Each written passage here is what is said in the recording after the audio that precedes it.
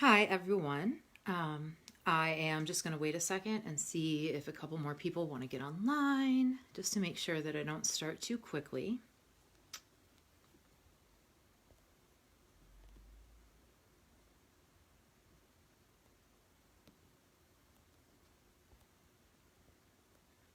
Okay. We're getting a few viewers now.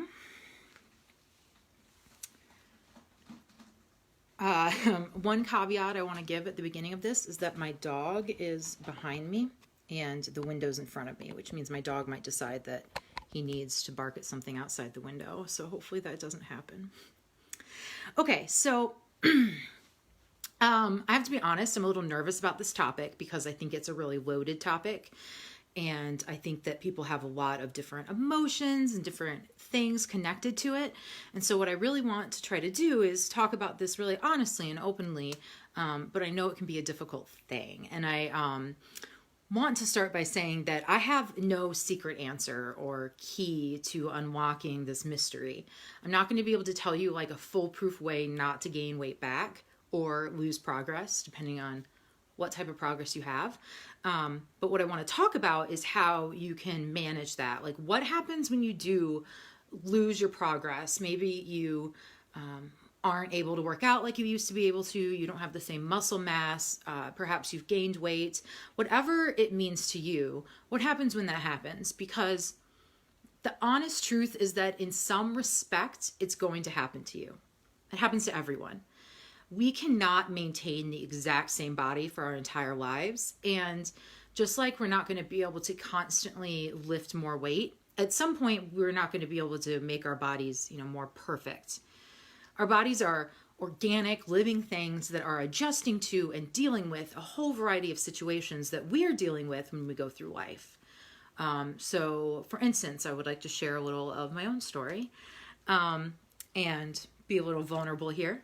So my story is that I lost 100 pounds. I have a different WAG live where I talked about that some, and it was a huge change in my life. I'd been overweight my entire life, and then finally I'm physically fit, I'm active, I'm Olympic weightlifting, and I lost a lot of weight, and it was a big deal. And everyone around me was telling me it was a big deal all the time. And so any of you who've lost a significant amount of weight know that a lot of people take notice, and everyone says you're an inspiration, and there's all these kinds of ideas about how you have overcome this big thing that no one else overcomes. But then I have since then gained 30 pounds back. And so for a long time, I was really down on myself because I gained weight. My weight went back up. But one thing that I like to remember is that I'm still down 70 pounds. So it's not the same as just gaining weight back. And then there's this. When I lost all my weight, I had a job that was not that demanding. I was very flexible. I was able to leave when I wanted to. And so I was able to get a lot of training in at a lot of different times, depending on what was happening. It was very kind of a ebb and flow type of job. So I was able to get a lot of extra training in. I had a coach that worked with me one-on-one. Still don't have any kids. And I didn't have any extra kind of stuff going on. So really my life was mostly about training, seeing people at the gym, and also making sure to watch my macros. And so I didn't have a whole lot that I had to do aside from that. And so I was able to focus really well on macros, and that was my primary thing, and it was great. I loved it. I got really healthy, etc. But then my life kind of shifted. Some things changed. Some things just kind of blew up. Some things were great. Got a house, got a dog, a puppy, another one. We had one, but got a puppy. Things in my life changed. For a while, I owned a business. I became a CrossFit coach, an Olympic weightlifting coach. And so a lot of my life shifted, and that's when I gained a lot of my weight back because some of the things that were happening were not positive stressors. But regardless, my life was different, right? So I can't take hours to train now because I'm helping others. I can't take a lot of time out of my days to prep large amounts of certain kinds of food. I had to decide what was most important and how to prep more quickly and learn all of these things. And it did result in me gaining some weight back. And for the longest time, I was really ashamed of it. And I didn't want to talk about it, especially being a WAG coach. Like, it's bad. I'm a bad person because of it. But I think that's kind of a key thing to remember, is that you are not your weight. You are not a better person because you lose weight, but you're not a worse person because you gain weight or lose progress or whatever that is. We all connect so much self-worth to that scale or to those goals. And I know how hard it can be to not be at the same level you used to be at, but we have to recognize that this just happens, and it happens to everyone, and it's just kind of part of life. And so that's something I wanted to put out there. Our bodies change, and it's not always a negative thing. I mean, I gained some weight back because I was having some stressors in life that I didn't want. But what if your life is that you've had a kid? Whether female or male, I do not think your life is going to be the same after having a child than before having a child. You're not going to be able to train as much. You might not be able to eat the same way you did. You might just not have as much leisurely free time to do some of what helped you maintain whatever. People have injuries and they're not in the gym, and they're not going to be able to lift in the same way after an injury that they might have beforehand, and they might lose some strength. They might come back to the gym not being the strong person in the same way they used to be. But they're coming at it from a different perspective, and it's a different life circumstance. And I just encourage everyone to acknowledge their life circumstances around their bodies and not try to turn this into a better or worse. Look back at old pictures of yourself, no matter how you looked, and look at them and just remember how you felt then, but don't take yourself down where you are now. Because I think that one of the reasons why people gain weight back and continue to gain weight back and no longer have healthy habits is shame.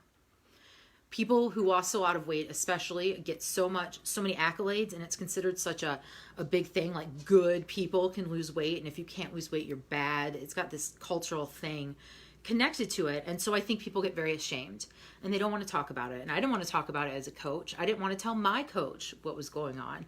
I kept forcing myself to wear smaller clothes that didn't fit me, and then I felt bad about myself that way. And it was just this big kind of mind thing. And I think that the first thing you need to do is acknowledge that you may lose progress, you may gain weight back, you may lose muscle. It's okay. It's going to happen. Your body's going to change for the rest of your life no matter what. And it's going to happen that way. And it doesn't mean that you're bad, and it doesn't mean that you've kind of like even really gone backwards. It's just part of going through life. I think it's important as well to kind of feel your feelings. We actually have a WAG podcast I'll link to that talks about learning how to just feel your negative emotions instead of trying to hide them. But when it comes to your body, feel your feelings. It's okay if you don't like that you've gained, but at the same time, it's okay that you gained. Let yourself feel those feelings and process them, because a lot of times I think we begin to hide. We begin to ignore what is happening, and that just makes it that much worse.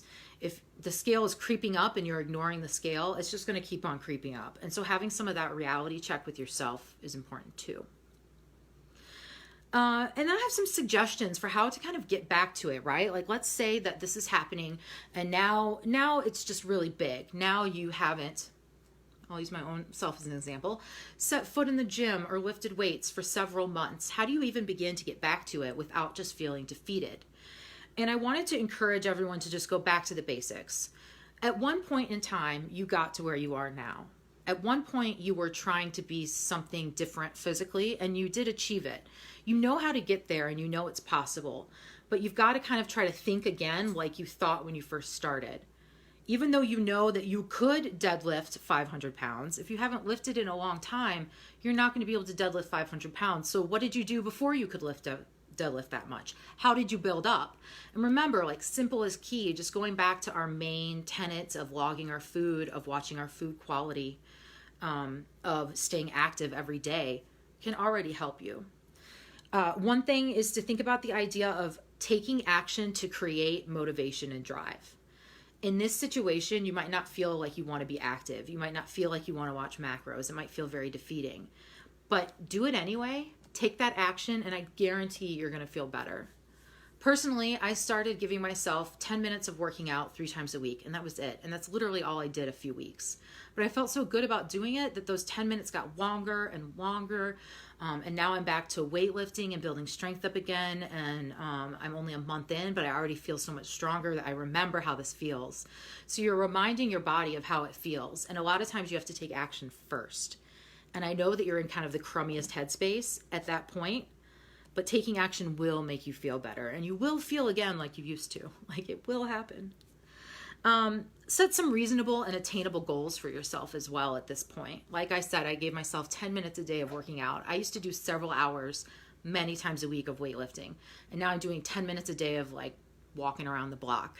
But I was doing it, and it built up, and you can't expect yourself at a different point in time to be the same as a previous point in time. Give yourself those reasonable goals. Make things that are actionable. If you haven't been tracking your macros at all, maybe just writing down your food choices even during the day would help. Maybe just logging no matter what. Maybe you just hit one macro and you don't worry about the others. Think about ways that you can build back up. And again, go back to those basics. Patience. No one likes to hear it. But recognize that a lot of times, let's say you've been losing progress for whatever reason, and you've been kind of ignoring it. Your brain now is ready to make a change, and your brain wants a change to happen now. But don't forget that your body takes time to change. And much like when you begin trying to make a change, there's always kind of a lag between when your head is like, yes, let's do this, and your body is like, okay, it's done. And so focus on your behaviors, focus on what you can control, and really just try to be patient. Understand that just like it happened before, it will happen again if you go through these behaviors and take these habits and steps. Finally, have self-worth, have some confidence. I know it's hard, but trust me that what you feel and what you see on your body is magnified, is blown out of proportion by your own brain. My example is booty shorts. When I lost weight, I started wearing booty shorts, and I loved them. Like, ladies out there that buy from Fleo, like, worst money suck ever.